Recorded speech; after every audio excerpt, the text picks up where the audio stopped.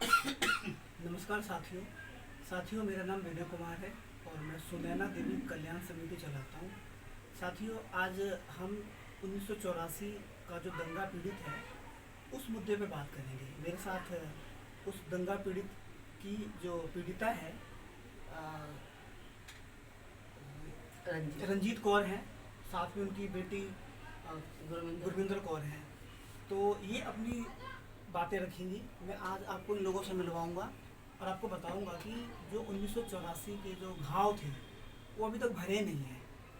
समय बीतता चला गया, लेकिन जो 1984 का जो घाव है वो एक तरीके से नासुर बन करके अभी भी इनके दिल में जिंदा है। रंजीत कौर जी, आप मुझे ये बताइए कि आपने 84 के दंगे में क्या क्या खोया? पहले मैंने बेटा खोया, फिर मेरी रोटी रोजगार चले गई और सारा को तोड़ ताड़ दिए। मेरी बेटी का था जेवर था, वो भी चोरी चुराई कर गए। और मेरे घर वालों वो सदमे से वो चले गए। उसके बाद एक बेटा शराब पी पी के वो चले गया। अब मेरी बेटी 3 बेटियाँ तीनों अपने खराया है। मेरे को कुछ सहायता नहीं मिली, ना मैं जा सकती हूँ ना आ सकती हूँ। मैं बर्तन मान के अपने बच्चों की शादी करी, कोटियों में काम कर के अपने बच्चों को पालन पोषण करी। मेरे को कोई सहायता नहीं मिली। अब मैं अनपढ़ हूँ, गवार हूँ, मेरे कहीं रास्ता नहीं आता, ना बसों का पता लगता, न बच्चे मेरे छोटे छोटे थे। मैं अपने बच्चों को पाली पोसी जवान करके शादी करके जैसे भी करी मैंने शादी करी, किसी से मांग के कैसे न कैसे करके अपने तीनों बेटियों की शादी कर दी। वो अपने घर बाहर के हैं और मैं। रंजीत कौर जी, मत रोइए। दरअसल जो 84 का जो पेन है वो अभी भी इतना ज़्यादा है कि जिसका कोई वर्णन नहीं किया जा सकता। इन्होंने अपना बेटा खोया। बेटा खोने के बाद फिर जो पति हैं वो सदमे में चले गए, सदमे से उनकी मृत्यु हो गई। उसके बाद जो बच्चे थे, दोनों बेटे, वो दोनों के दोनों शराबी हो गए। अब इनकी इतनी ज़्यादा स्थिति खराब है कि इनको कोई मददगार नहीं है। इस समय ये इतनी ज़्यादा पीड़ित हैं कि बीमार हैं, गरीब हैं, भूखमरी का शिकार हैं। तो मैं ये कहना चाहता हूँ दोस्तों कि जो 1984 का दंगा हुआ वो अभी तक लोगों के अंदर जिंदा है और वो घाव अभी तक लोगों के अंदर नासूर की तरह चल रहा है। इन लोगों ने जीवन में कोई सुख देखा ही नहीं। जीवन इन्होंने बिल्कुल ऐसे गुजार दिया जैसे कि जीते जागते लाश। तो मैं ये कहना चाहता हूँ साथियों कि अब भी जो ऐसे लोगों को हमें देखना चाहिए, ऐसे लोगों को हमें संवारना चाहिए जिन्होंने इतना दुख झेला, जिन्होंने इतना पेन झेला और आज भी वो एक लाश की तरह जी रही हैं, लाश की तरह उनका जीना। बस हमें दिखता है कि गवर्नमेंट ने समय समय पर इनको कुछ सुविधाएं दे दी हैं, मदद कर दी है, लेकिन सही मायने में अगर हम इनके घरों में जाके देखें, झांक के देखें तो ये जीवित है ही नहीं, मरे हुए मुर्दे जैसे हैं। ऐसे बहुत सारे लोग हैं जो 84 के घाव को लेकर के घूम रहे हैं और परेशान हैं, दुखी हैं। अब मैं आपको बात कराऊंगा जो इनकी जो बेटी है गुरविंदर कौर, ये बताएंगी 84 के दंगे के बारे में कि इन्होंने क्या खोया, इन्होंने क्या देखा। मैंने 84 के दंगों में बहुत बुरी हालत देखी। वो वक्त देखा जो शायद आज रोंगटे खड़े होते हैं। भाई गया मेरा, उसके जाने के बाद मेरे पिताजी गए, पिताजी के बाद मेरा भाई गया छोटा। बस बता नहीं सकते क्या हाल था। बाकी बेचारे बुजुर्ग गए हैं, अब इनको मैं ही देखती हूँ, कोई देखने वाला नहीं है। जितना होता है मैं उससे उतना इनका मैं करती हूँ। बाकी इनको तो कोई मदद ही नहीं है, कहीं से नहीं है। परेशान रहती हैं बेचारी, बीमार रहती हैं। अब मैं भी विधवा, मैं भी अपने बच्चों को देखती हूँ, कहाँ तक करूँगी। जितना हो सके इनकी मदद होए तो अच्छी बात है।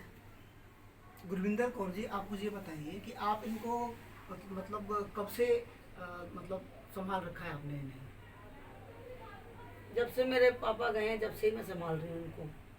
और क्या आपका जो सदमा है, क्या आप उस सदमे को भूल पाई हैं? नहीं जो आपने जो देखा, जो आपने खोया, नहीं जो भूलूंगी। बहुत बुरा हुआ, बहुत बुरा हुआ। शायद ऐसी घटनाएं आगे ना हो, क्योंकि ऐसी घटनाएं इंसान को जीते जी मार देती है, उनका जो सब कुछ छिन जाता है, और वो जीते तो हैं लेकिन एक लाश की तरह। दोस्तों, बड़े दुख की बात है, मुझे भी 84 का दंगा थोड़ा थोड़ा याद है, क्योंकि उस समय हम लोग नए नए दिल्ली आए थे और मैंने भी देखा था 84 का दंगा। बहुत छोटा था। मुझे याद है कि जिस समय दंगा हुआ था, उस समय अ, हम लोग पार्क में खेल रहे थे। मैं पार्क में खेल रहा था। मेरे घर के बगल में पार्क है। उसी पार्क के अंदर एक गुरुद्वारा है। मैंने देखा कि लोग उसमें से कुछ कुछ निकाल निकाल के लेके जा रहे थे। कोई हारमोनियम लेके जा रहा था, कोई वो जो गुरु ग्रंथ साहिब के जो सेवन है। सेवा करते हैं वो लेके जा रहा था। मतलब कोई टीवी उठा के लेके जा रहा था, कोई माइक उठा के लेके जा रहा था, कोई ढोलक उठा के लेके जा रहा था। हमें कुछ समझ में नहीं आ रहा था कि हो क्या रहा था। और धीरे धीरे करके भीड़ मतलब रोडों पे बढ़ती जा रही थी। पार्क के अंदर मुझे ढूंढते हुए मेरी मम्मी आई और मेरी मम्मी मुझको घर ले गई। ये बोला कि चलो चलो चलो, मतलब घर चलो। मतलब मुझे तो कुछ पता ही नहीं था कि ये हो क्या रहा था, क्योंकि उम्र बहुत छोटी थी। बाद में पता चला कि मतलब यानी कि शाम को दंगे फैल गए और घर से निकलना मना हो गया। साथियों, हमारे जो अगली गली में जो थे वो काफ़ी सारे सिख परिवार रहते थे, और मैंने देखा कि गली के अंदर रात को 3-3 जगह लोग बैठ बैठ करके मतलब यानी कि आग जला जला के बैठ करके मतलब यानी कि पहरा करते थे कि कहीं कोई दंगाई ना आ जाए, दंगा ना हो जाए। लेकिन उसके बावजूद भी जो हमारे अगली गली में जो सिख सिख सिख सिख लोग थे, उनको मतलब यानी कि चुन चुन करके उनकी हत्याएं हो गई। वो मरे, मार दिए गए उनको। उस दंगा में वो लोग मर गए। और मेरे घर के बगल में पार्क है, उसमें मतलब जो जो जो सिख थे उन सभी को मतलब यानी कि जलाया गया। तो उसकी जो लपटें बहुत ऊंची मैंने देखी। हम लोग इतना डरे हुए थे उस समय। मुझे ये लगता था कि क्या हो रहा है, इतनी बदबू आती थी। और गलियों में मतलब यानी कि हर समय कुत्ते रोते थे। मतलब बहुत भयंकर हालात था। मिलिट्री मतलब घरों से बाहर लोगों को निकलने नहीं देती थी। तो उस समय हम लोग इतने डर गए थे, इतने घबरा गए थे कि मतलब घर से निकलना मुश्किल हो गया था। जबकि हमारे साथ कोई ऐसी इंसिडेंट नहीं हुई, कोई ऐसी घटना नहीं हुई। लेकिन साथियों, क्या होता है, आज भी कई बार मैं सपने में घबरा जाता हूँ, डर जाता हूँ जब वो समय मुझे याद आता है। तो इन लोगों ने तो वो भोगा है, इन लोगों ने तो वो महसूस किया है। इन्होंने तो अपने बच्चे खोए, अपना पति खोया, अपना घर खोया, अपनी ज्वेलरी खोई, अपने रिश्तेदार खोए, यहाँ तक कि सब कुछ खो दिया। तो इनका दर्द तो अपने आप में ही बहुत बड़ा दर्द है। मुझे ये इसलिए मैं आपको दिखाना चाह रहा था कि अभी भी बहुत से ऐसे जो सिख परिवार हैं जिन्होंने 84 का घाव झेला है, जिन्होंने 84 में अपना सब कुछ खो दिया 1984 में, उनके लिए ह्यूमन विंग कि हम उन घरों में जाएं, चेक करें। जो बुजुर्ग हैं उनको हम कुछ मदद अगर कर सकते हैं तो हमें करना चाहिए, क्योंकि इंसानियत हमारी भी बनती है, हमारी भी एक भागीदारी है। सरकार ने जो करना था उन्होंने किया। उस समय जो सरकार को सही लगा उन्होंने वो किया। इन्हें समय समय पे जो रिलीफ मिलना था वो भी मिला। लेकिन ये रिलीफ इनके लिए इतना अधिक नहीं है। समाज को भी आना चाहिए, लोगों को भी आना चाहिए उन परिवारों की मदद के लिए, क्योंकि ये जो पीड़ा है ये बहुत तगड़ी पीड़ा है। कुछ जो घाव होते हैं वो मतलब समय के साथ भी ख़त्म नहीं होता, रिश्ता रहता है, और वो अंत जब ही होता है जब उस व्यक्ति की मृत्यु हो जाती है। हम इन्हें कुछ वो इनके जख्मों पे तो हम मरहम भर नहीं सकते, लेकिन ये है कि जब तक ये जिंदा है तब तक हमें इन्हें कम से कम अपने साथ जोड़ के इनको अपने साथ प्यार से, स्नेह से इन्हें कम से कम उस दुख को भूलने के लिए हम कुछ थोड़ा बहुत मरहम लगा सकते हैं। इसलिए मैं आप सभी लोगों से यही रिक्वेस्ट करना चाहता हूँ कि ऐसे बहुत से परिवार हैं, उनसे हमें मिल करके उनकी लड़ाई को थोड़ा आगे बढ़ाना चाहिए और उनको जो आर्थिक मदद जिनको नहीं मिली है, जैसे कि ये रंजीत कौर जी हैं, इनको पेंशन नहीं मिली, जो सिखों को मिलता था पेंशन, इनको नहीं मिली और अब ये इतने बुजुर्ग हैं कि अब ये कुछ कर भी नहीं सकते। अब ऐसी स्थिति में अगर हम इनको छोड़ दें तो ये तो देखा जाए तो मैं क्या कहूँ दोस्तों, ये एक तरीके से इंसानियत का पतन होगा, मानवता का पतन होगा। तो हम जो भी कुछ कर सकते हैं इनके लिए हमें करना चाहिए। और बोलिए माता जी, आपको क्या उम्मीद है समाज से, सरकार से, क्या आप चाहती हैं? जो बीत गया वो तो बीत ही गया, आपके वो जो जख्म है वो तो ख़त्म नहीं हो सकते, वो तो जो होना था हो गया। एक ये घटना थी, हम इसे घटना कह सकते हैं। ऐसी घटना भारत में दोबारा नहीं होनी चाहिए, सब लोगों को मिलजुल कर रहना चाहिए। लेकिन जो हो गया वो एक नीति थी, उसे ना तो आप रोक सकते थे और ना ही कोई रोक पाया। लेकिन जो बात बीत गई वो बीत गई। अब आप आगे मतलब यानी कि बहुत आगे आ चुके हैं, तो आपको क्या मतलब यानी कि सरकार से चाहिए, आप बताएंगे? इस समय आपका खर्चा कैसे चलता है? क्या कोई आपको बीमारी है?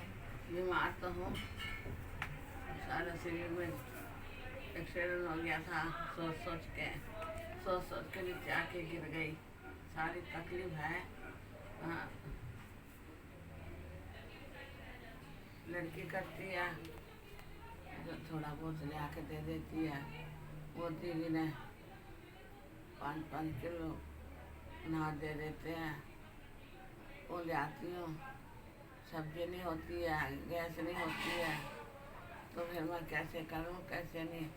फिर पिसाना भी है, उसको पका के भी खाना है, चाय भी पीना, सब कुछ करना है। 3 बेटियाँ मेरी यहाँ, मुझे कुछ भी नज़र नहीं आ रहा है। मेरे को कुछ देगा, कुछ मिले ना मिले, मेरे को दिमाग में कोई काम नहीं करता दिमाग मेरा। बच्ची करती है थोड़ा बहुत तेल फूल ला के 100-200 का डाल के जाती है। तो मैं बीमार होती हूँ, बच्ची रहती है, लेके दवाइयाँ लेने जाती है, पट्टियाँ करवाने।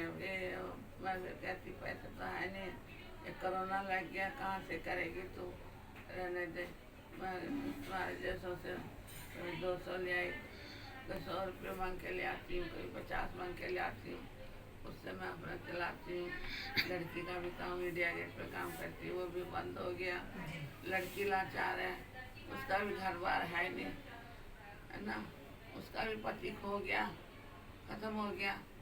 और लड़का भी मंदबुद्धि बच्चा, वो बेटा है, उसको मैंने अपनी बेटी को बोली तो यहाँ ही रविया मेरे पास ही, कोई भरोसा नहीं मेरा केस मेरा क्या हो जाता है। तो वो बेटा है, वो दारू पी के आ जाता है, लड़ाई झगड़ा करता है। अब बस मेरे पास कुछ भी नहीं है, मैं कहाँ से खाऊंगी, कैसे करूँगी। बेटी का खाते भी शर्म आ रही है मेरे को। कहने का मतलब ये है कि अगर आपके पति जिंदा होते या आपका बेटा जिंदा होता तो शायद कहानी आज ये नहीं होती, कहानी कुछ और होती। हाँ जी। खैर, आपके दुख के साथ हम जुड़े हुए हैं और आपके साथ खड़े हैं। जो होगा आपकी बात आगे रखेंगे, जो समाज से होगा वो समाज करेगा आपके लिए, जो हमसे होगा वो हम करेंगे आपके लिए, जो गवर्नमेंट से होगा वो गवर्नमेंट करेगी आपके लिए। आपकी जो बात है हम आगे रखेंगे पटल पे, देखते हैं कहीं ना कहीं कुछ ना कुछ तो जरूर सुविधा मिलेगी आप लोगों को। बस ये है कि आप लोग अपने हौसले को बना के रखिए, हिम्मत को बना के रखिए और जो हो गया उसे भूल करके आगे बढ़ते रहिए। बस मैं यही कहना चाहता हूँ दोस्तों।